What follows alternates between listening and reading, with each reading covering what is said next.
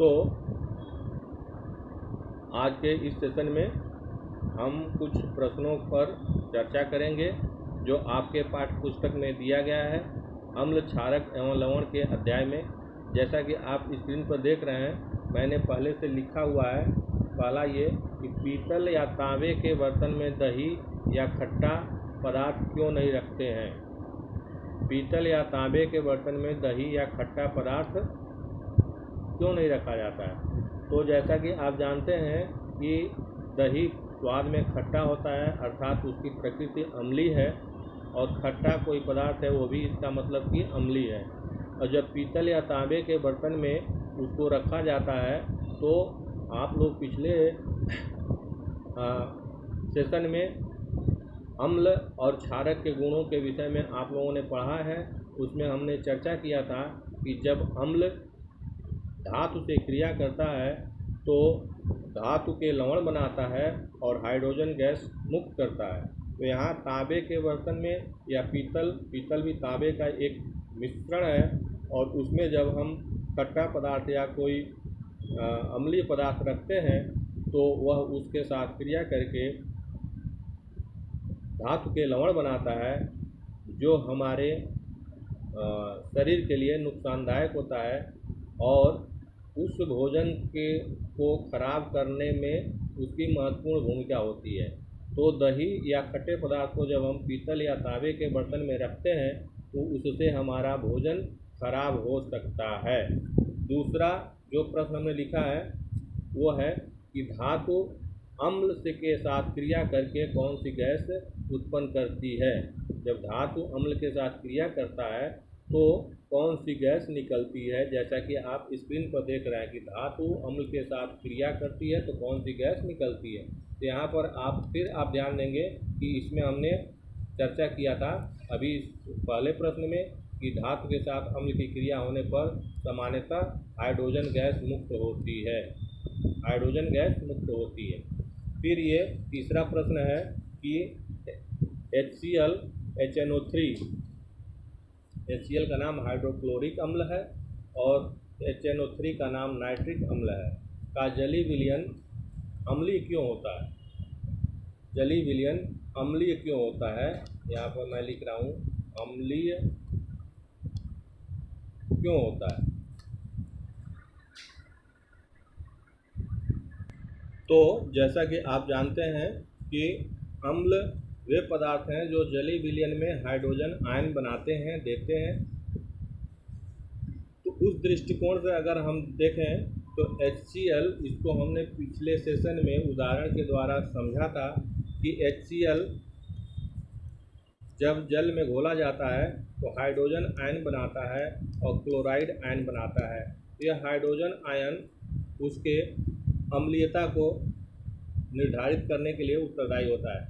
इसी प्रकार नाइट्रिक अम्ल की बात जब हम करते हैं तो यहाँ पर HNO3 जब टूटता है जलीय विलयन में तो हाइड्रोजन आयन बनाता है और नाइट्रेट आयन बनाता है। यह हाइड्रोजन आयन HCl और नाइट्रिक अम्ल, हाइड्रोक्लोरिक अम्ल और नाइट्रिक अम्ल के अम्लीयता के लिए उत्तरदायी है। फिर हम प्रश्न पे आते हैं कि एल्कोहल C2H5OH हमने लिखा है एल्कोहल और ग्लूकोज C6H12O6, ये जल के अंदर ये हाइड्रोजन आयन नहीं देते हैं, इसलिए ये अम्लीय नहीं होते। एल्कोहल और ग्लूकोज दोनों जब जल में घोले जाते हैं तो इनसे हाइड्रोजन आयन नहीं प्राप्त होता है और इस प्रकार इनकी प्रकृति अम्लीय नहीं हो पाती है, जबकि इसमें हाइड्रोजन परमाणु उपस्थित है। फिर भी इसकी प्रकृति जलीय विलयन में अम्लीय नहीं होती है क्योंकि हाइड्रोजन आयन इससे प्राप्त नहीं होता है। फिर हम बात करते हैं अगले प्रश्न की। तो जैसा कि आप स्क्रीन पर देख रहे हैं, हमने पहले से लिख रखा है ताकि समय वेस्ट न हो। इसमें हमने लिखा है कि अम्ल का जलीय विलयन विद्युत सुचालक होता है। क्यों? अम्ल का जलीय विलयन विद्युत सुचालक क्यों होता है। तो इसके लिए फिर आप ध्यान दीजिए कि हमने चर्चा किया था पिछले सेशन में कि विद्युत का प्रवाह आयनों की उपस्थिति के कारण होता है। तो जब अम्ल को जल में घोला जाता है तो उससे हाइड्रोजन आयन बनता है और वह हाइड्रोजन आयन उस परिपथ को पूर्ण करने के लिए उत्तरदायी होता है और इस प्रकार वह विद्युत का सुचालक होता है। फिर हमने ये प्रश्न लिखा है कि CaOCl2 का प्रचलित नाम क्या है। CaOCl2 का प्रचलित नाम क्या है, आप ध्यान देंगे तो इसकी हम चर्चा किए थे। इसको हम लोग कहते हैं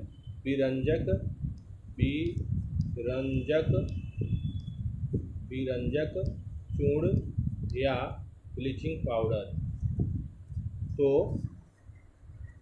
कुछ और प्रश्न हैं आपके बुक में कि कठोर जल को मृदु करने के लिए किस सोडियम यौगिक का उपयोग करते हैं। तो पिछले सेशन में हमने अभी बताया कि कठोर जल को शुद्ध करने के लिए, जल की अस्थायी कठोरता को दूर करने के लिए सोडियम के यौगिक सोडियम कार्बोनेट अर्थात धावन सोडा का उपयोग किया जाता है। इसी प्रकार एक और प्रश्न है कि प्लास्टर ऑफ पेरिस की जल के साथ अभिक्रिया के लिए समीकरण लिखिए। Plaster of Paris calcium sulphate hemihydrate की जल के साथ क्रिया की समीकरण लिखिए। तो इसको भी हम लोग देखे थे कि क्या होता है। तो जैसा हम यहाँ पर देख रहे हैं, मैं लिख रहा हूँ यहाँ पर प्लास्टर ऑफ पेरिस क्या है, CaSO4 इंटू हाफ H2O, और यह जब जल के साथ क्रिया करता है डेढ़ अणु के साथ H2O के साथ, तो यह बनाता है CaSO4 इंटू 2H2O और इसका नाम है जिप्सम। इसको पिछले सेशन में हम लोगों ने देखा था। अब हम बात करने वाले हैं कि जो कुछ प्रश्न हैं उस प्रश्न को हम लेते हैं। आइए एक एक करके देखते हैं। तो पहला MCQ क्वेश्चन है मल्टीपल चॉइस कि कोई विलयन लाल लिटमस को नीला कर देता है, इसका pH संभवतः क्या होगा। तो इसको हम यहाँ पर देखें कि लाल लिटमस को नीला करता है। तो जैसा कि पहले सेशन में हमने कहा था, लिटमस पेपर अम्ल और क्षारक के साथ अलग अलग रंग प्रदर्शित करते हैं। तो उसमें हमने बताया था कि ब्लू से रेड जब होता है तो वह एसिड होता है, और रेड से जब ब्लू होता है तो वह क्षारक होता है। तो ये क्षारक हम कह सकते हैं। और क्षारक का pH मान आप जानते हैं कि pH मान ग्रेटर देन 7 से अधिक होता है। तो 7 से अधिक होता है तो उसमें चार ऑप्शन दिए हैं कि एक pH मान 1 है, दूसरा 4 है, तीसरा 5 है और चौथा 10 है। इस प्रकार इसका pH मान 10 होगा। दूसरा जो प्रश्न है कि कोई विलयन अंडे के पीसे हुए कवच के से अभिक्रिया कर एक गैस उत्पन्न करता है जो चूने के पानी को दूधिया कर देता है, इस विलयन से क्या होगा। अब आपको ये ध्यान देना है कि अंडे का जो कवच है वह कैल्शियम कार्बोनेट होता है, और कैल्शियम कार्बोनेट के साथ जब HCl क्रिया करता है तो और उससे जो गैस निकलती है कार्बन डाइऑक्साइड गैस, वह कार्बन डाइऑक्साइड गैस जब चूने के पानी में प्रवाहित किया जाता है तो उसका रंग दूधिया हो जाता है। तो इसमें आपका उदाहरण उत्तर होगा हाइड्रोक्लोरिक अम्ल। फिर एक प्रश्न है कि NaOH का 10 ml विलयन, मैं यहाँ पर लिख रहा हूँ NaOH का 10 ml विलयन HCl के 8 ml विलयन से पूर्णतः उदासीन होता है। 8 ml HCl के विलयन से उदासीन होता है, उदासीन होता है। तो उसी NaOH के विलयन के 20 ml लें, 20 ml, तो कितना HCl लगेगा? How many HCl required for neutralization of 20 ml NaOH solution. तो इसके लिए हम यहाँ पर देख सकते हैं कि 10 ml NaOH का विलयन 8 ml HCl से उदासीन हो रहा है। तो 1 ml NaOH को उदासीन करने के लिए कितना HCl लगेगा? 10/8 ml लगेगा। ये मैं काट रहा हूँ, 10/8 ml लगेगा HCl का। तो 20 ml NaOH को उदासीन करने के लिए क्या होगा? 20 ml के लिए तो 20 इंटू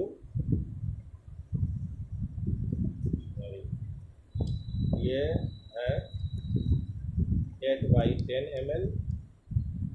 तो 20 ml के लिए 20 इंटू 8/10 इक्वल टू, ये कट गया, 16 ml। तो 16 ml HCl लगेगा। फिर प्रश्न है, अपच का उपचार करने के लिए निम्न में से किस औषधि का उपयोग किया जाता है? अपच का उपचार करने के लिए इसमें विकल्प दिया है एंटीबायोटिक, एनाल्जेसिक, एंटासिड, एंटीसेप्टिक। आप जानते हैं कि अपच का उपचार करने के लिए बेकिंग सोडा का उपयोग करते हैं और इसको एंटासिड के रूप में जाना जाता है। तो हम एंटासिड का उपयोग अपच के उपचार के लिए करते हैं। फिर प्रश्न है, निम्न अभिक्रिया के लिए पहले शब्द समीकरण लिखिए तथा उसके बाद संतुलित समीकरण लिखिए। ये महत्वपूर्ण है आपके लिए। पहला है, तनु सल्फ्यूरिक अम्ल दानेदार जिंक के साथ अभिक्रिया करता है। तो इसको आप लिख सकते हैं शब्द के रूप में, तनु सल्फ्यूरिक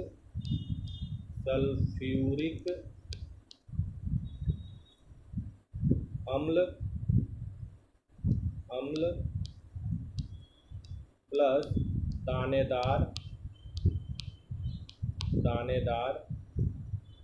जिंक। ये क्या बनाएगा? सल्फ्यूरिक अम्ल है और जिंक के साथ क्रिया करता है, तो ये बनाएगा जिंक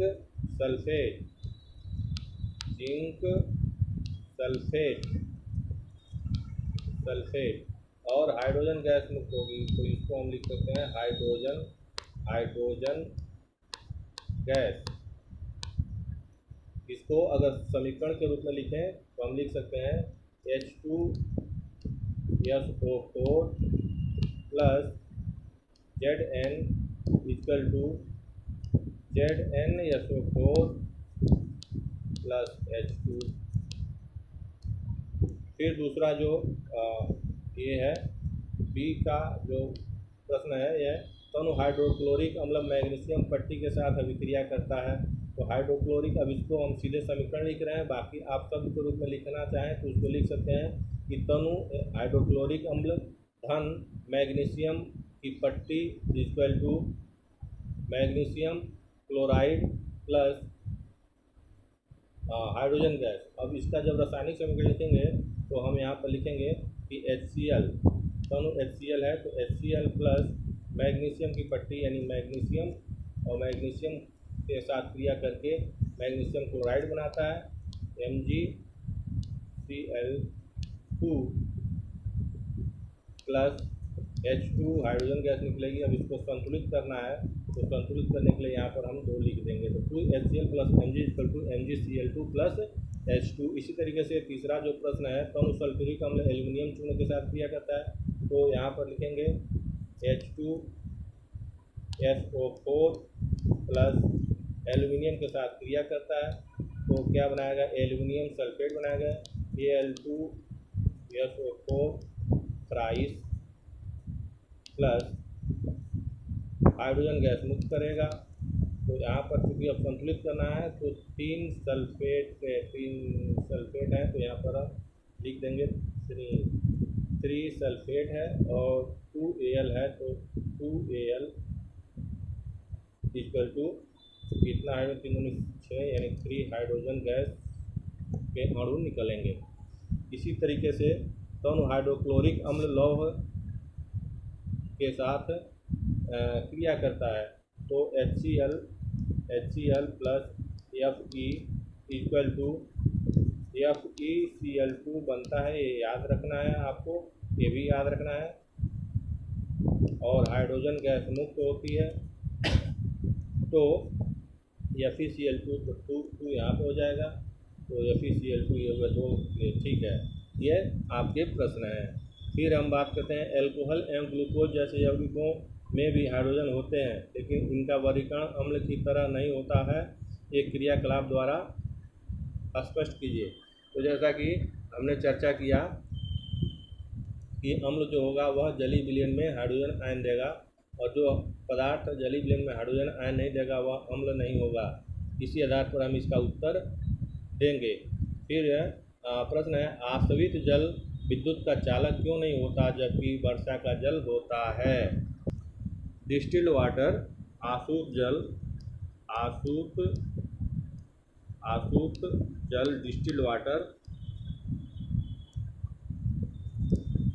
हाँ, विद्युत का चालक नहीं होता जबकि वर्षा का जल ये कुचालक है, कुचालक,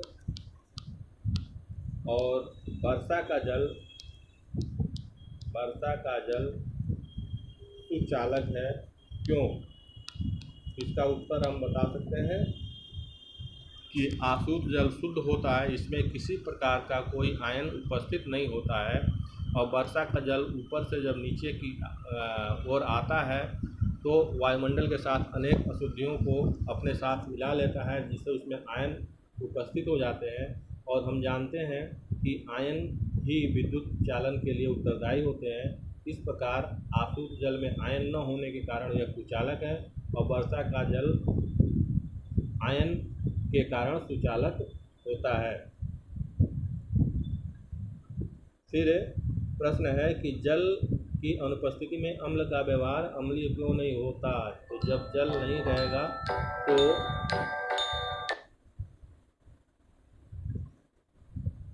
तो उसका आयनन नहीं होगा, और इस प्रकार हाइड्रोजन आयन नहीं बनने की वजह से उसका प्रकृति अम्लीय नहीं होगा। ये आपके कुछ प्रश्न थे जिसको हम लोगों ने जाना। कुछ और महत्वपूर्ण है, जैसे कि ताज़े दूध के pH का मान 6 होता है, दही बन जाने पर इसके pH का मान में क्या परिवर्तन होगा? तो दूध का pH 6 होता है, दही बनने पर क्या होगा? दही बनने पर क्या होगा? तो जैसा कि आप जानते हैं कि दही का स्वाद खट्टा होता है, अर्थात उसकी प्रकृति अम्लीय होगी, और उसका pH मान 7 से कम होगा। क्योंकि शुद्ध दूध है, ताज़ा दूध है, उसका pH मान 6 है, दही बनने पर और खट्टा होगा, इसलिए इसका pH मान 6 से कम होगा। ये आपका उत्तर है। तो एक और प्रश्न है, उदासीनीकरण अभिक्रिया क्या है? तो उदाहरण दीजिए। उदासीनीकरण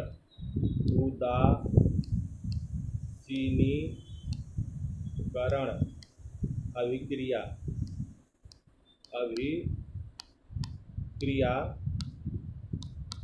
क्या है? तो अम्ल प्लस क्षार की क्रिया से उदासीनीकरण अभिक्रिया होता है। इसको आप लोगों ने पहले अध्याय में भी देखा, यहाँ पर भी आप इस अध्याय में देखे होंगे। तो इस तरीके से आपके सारे के सारे अभ्यास के प्रश्न पर हमने चर्चा किया, इस उम्मीद के साथ कि आप इसको बेहतर ढंग से समझ पाए होंगे। अगर कोई कन्फ्यूज़न है तो उसके लिए आप कमेंट बॉक्स में या व्हाट्सएप नंबर पर संपर्क कर सकते हैं। तब तक के लिए धन्यवाद। आगे हम एक नए अध्याय के साथ उपस्थित होंगे। तब तक के लिए इस चैनल को आप लाइक करें, सब्सक्राइब करें और ज़्यादा से ज़्यादा इसका शेयर करें। बहुत बहुत धन्यवाद।